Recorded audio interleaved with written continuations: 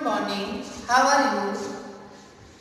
अब देखिए, मैं आपको हाउ आर यू पूछ रही हूँ, लेकिन क्लास पूरी खाली है। कोई भी हमें ये बताने वाला नहीं आई एम फाइन। हम लोग पढ़ा रहे हैं, लेकिन आप लोग नहीं हैं। अब इस संकट की घड़ी में एक ऐसी मुसीबत आन पड़ी है कोरोना की, कि जिसकी वजह से हम और आप सब अपने अपने घरों में सिमटे हुए बैठे हैं। आपका स्कूल, आपके शिक्षक, आपकी क्लास, आपका ग्राउंड आपको बहुत मिस करता है। आप ग्राउंड में दौड़ते थे, भागते थे, मस्ती करते थे। कोई क्रिकेट खेल रहा है, कोई फुटबॉल खेल रहा है, कोई वॉलीबॉल खेल रहा है। तो आप सब लोग करते थे। कभी हिंदी का पीरियड आपका चल रहा है, कभी इंग्लिश का, कभी साइंस का। इस तरह से आप सभी विषयों की पढ़ाई करते थे। आप एंजॉय करते थे, लिखते थे। जो चीज़ आपको समझ नहीं आती थी, आप बार बार शिक्षकों से पूछते थे, लेकिन अभी वो सब चीज़ नहीं हो पा रही। लेकिन हम और आप दोनों ही मिलकर अभी भी पूरी कोशिश कर रहे हैं कि हम अपनी पढ़ाई का कोई भी नुकसान न करें। मुझे ऐसा पूरा विश्वास है कि आपको जो भी लेसन दिए जा रहे हैं, आप उनको ध्यान से सुन रहे हैं, पढ़ रहे हैं, और जो प्रश्नोत्तर दिए जा रहे हैं उसको आप लिख भी रहे हैं। यही हमारे सबके लिए बहुत उचित है, क्योंकि हम अपने इस मुसीबत से लड़ते हुए आगे बढ़ते रहें, अपने एम को कभी भूले नहीं और अपने लक्ष्य को प्राप्त कर सकते हैं। इस तरह से आज मैं आपको गद्य खंड का पार्ट 3 ततारा बाविलो पढ़ाऊंगी, जो एक लोक कथा है, जो एक प्रेम कथा है। उसके बारे में आपको बताऊंगी, तो आप ध्यान से सुनेंगे और समझेंगे। तो ये है ना, एक अंडमान निकोबार की कथा है, किस्से हैं। इसके बारे में ये आपका पहला वीडियो है। इसके बाद भी आपको 2-3 वीडियो आएंगे, उसके बारे में आप समझेंगे। तो सबसे पहले मैं आपको लेखक परिचय दूंगी। इनके जो लेखक हैं, इनके रचयिता हैं, वो लीलाधर मंडलोई हैं। इनका जन्म 1954 छिंदवाड़ा जिले के गुड़ी गांव में हुआ है। ये आज भी हमारे सबके बीच में है। आज के समय में ये प्रसार भारती जो दूरदर्शन है, उसके महानिदेशक के रूप में ये कार्यभार संभाल रहे हैं। और इनकी प्रमुख कृतियां हैं घर घर घुमा, रात की रात, मगर, एक आवाज, ऐसी और भी बहुत सारी कृतियां हैं जो इन्होंने लिखी हैं। और इन्होंने इस तरह से कॉमनवेल्थ रिलेशंस ट्रस्ट लंदन की ओर से भी इनको आमंत्रित किया गया था। और इन्होंने अंडमान निकोबार की जो कहानी है, एक जनजातियों के ऊपर लिखी गई है। और कहानी किससे तो कैसे होते हैं कि उसके बारे में पूरी सच्चाई होती भी है और नहीं भी होती है। तो उन्होंने जनजीवन और वहाँ की पुरानी परंपराओं का वर्णन किया है। उसी में एक नवयुवक और नवयुवती के जीवन चरित्र का वर्णन करके बताया है। तो नवयुवक का नाम है ततारा और युवती का नाम है बाविलो। इन दोनों की प्रेम कथा बताई है। और अंडमान निकोबार के बारे में लोगों की जो मान्यता थी, उसके बारे में आपको समझाया गया है। तो पहले आप देखिए प्राचीन सभ्यता और कहानियां। प्राचीन सभ्यता में बहुत पुरानी सभ्यता, बहुत पुराने रीति रिवाज, जो परंपराएं, रूढ़ियां, उस समय लोग कैसे रहते थे, कैसे शादी विवाह करते थे, कैसे किस तरह से उनका त्योहार मनाए जाते थे, किस तरह से वो एक दूसरे से मिलते जुलते थे, उनकी पहनावा कैसा था, उनका खान पान कैसा था, उसको बोला जाता है सभ्यता। उस समय बहुत सारे कहानी किस्से होते रहे हैं और आज के समय में भी होते हैं।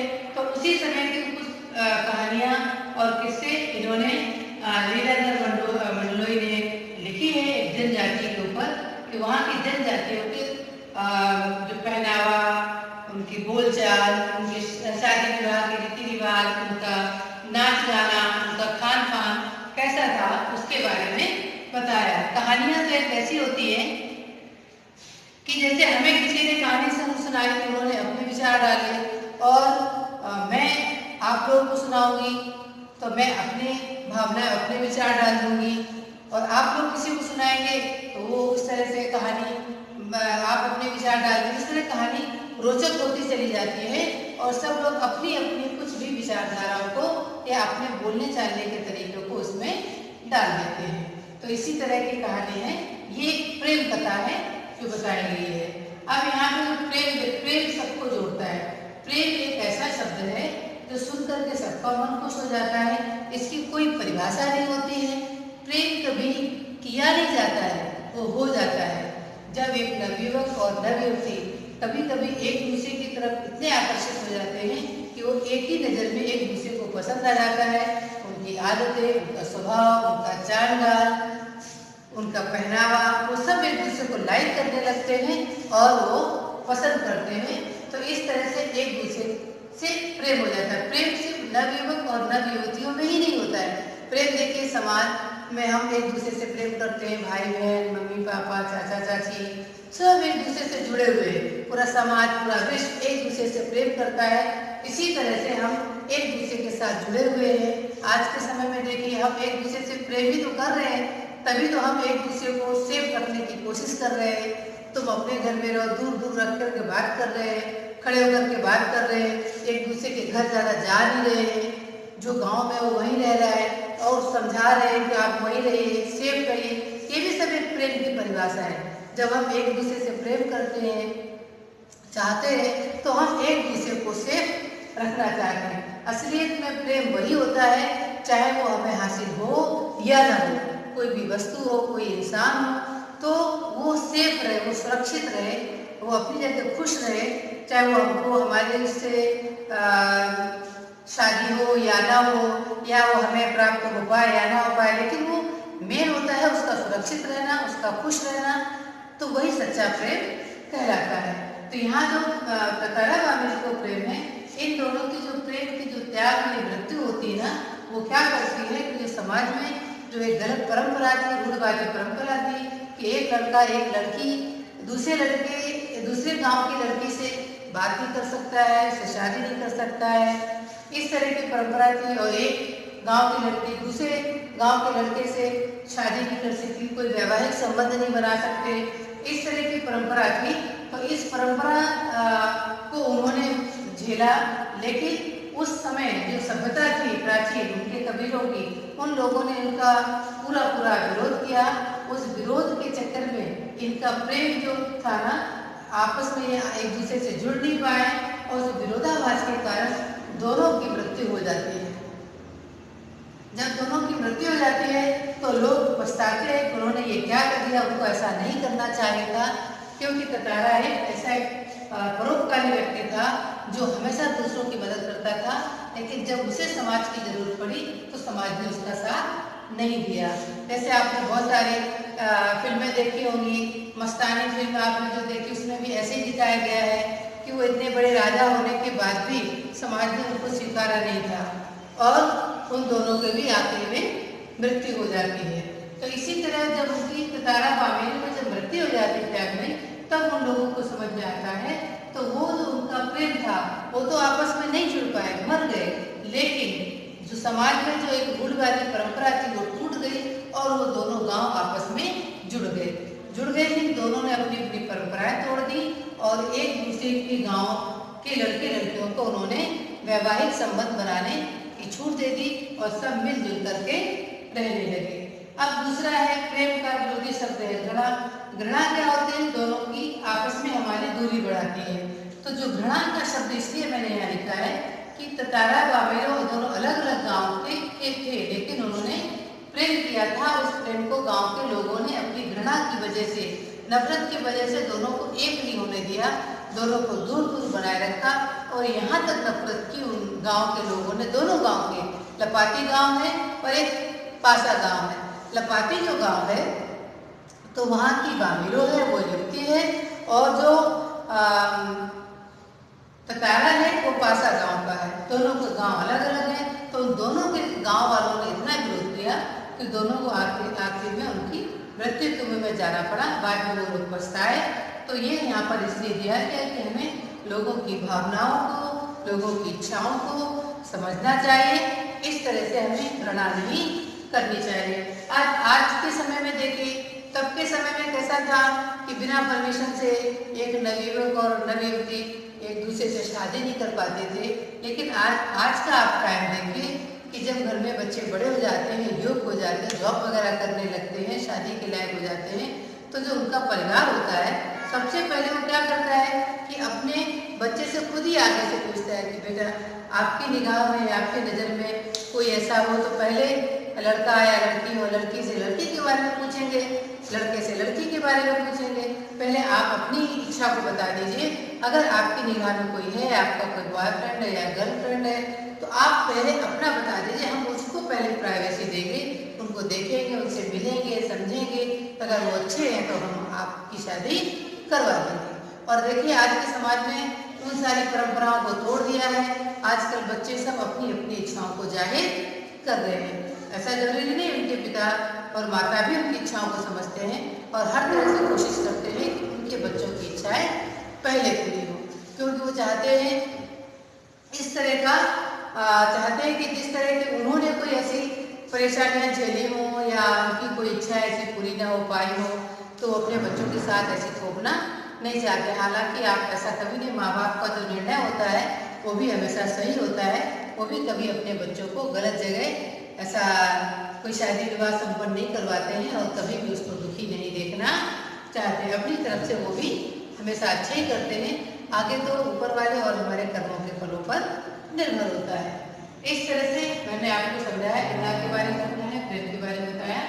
अब मैं आपको बता रही अंडमान निकोबार द्वीप। ये जो कहानी है तारा वामिलों की, ये अंडमान निकोबार के द्वीप की है।